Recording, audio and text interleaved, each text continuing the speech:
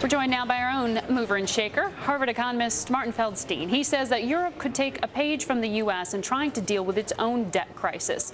Dr. Feldstein spent 3 decades as head of the National Bureau of Economic Research. He joins us this morning from London.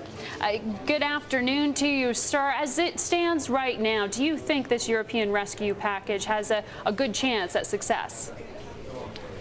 In the very short run, it will. It provides the kind of liquidity that Greece and others need, but I don't think it's a long-term solution at all.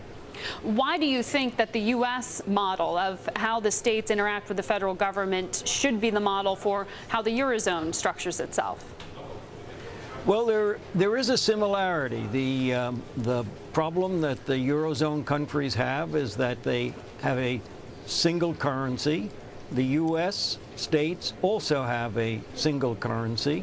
The U.S. states are free to set their own tax rates and to set their own spending programs, and yet the U.S. states do not run large deficits. Even California, about which we hear so much, only has a deficit of 1% of its GDP. But they've got a $19 billion budget gap, and maybe asking the federal government to do more in that state. Certainly not avoiding deficit. But that $19 billion has to be compared to a GDP of California of 100 times as much. In other words, $20 trillion.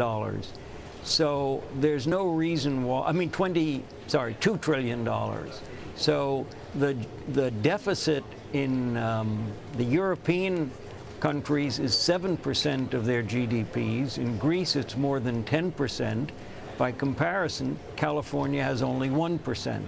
So the American states have such small deficits because they have constitutional amendments. Each state has a constitutional amendment that says that they must not use deficit spending for anything other than capital projects like roads and schools. If the Europeans had a similar set of rules, they would not be in the kind of trouble that they are today. So in some ways, though, sir, could you say that the market has been looking at the EU as if it were a U.S. model, in that it hadn't, up till now, really voted in the way of saying that deficits are a problem? They sort of rewarded them for being part of the Eurozone, period. It certainly didn't pay attention to the big differences across countries. And now, of course, it is, and the danger is that we're going to see defaults before this is over.